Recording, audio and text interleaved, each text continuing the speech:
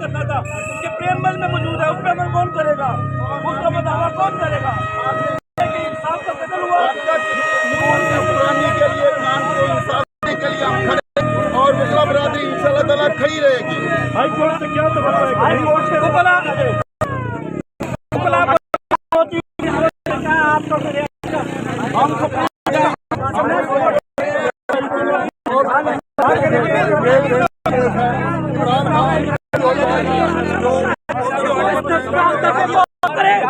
कानून की बालादस्ती को बहाल करे।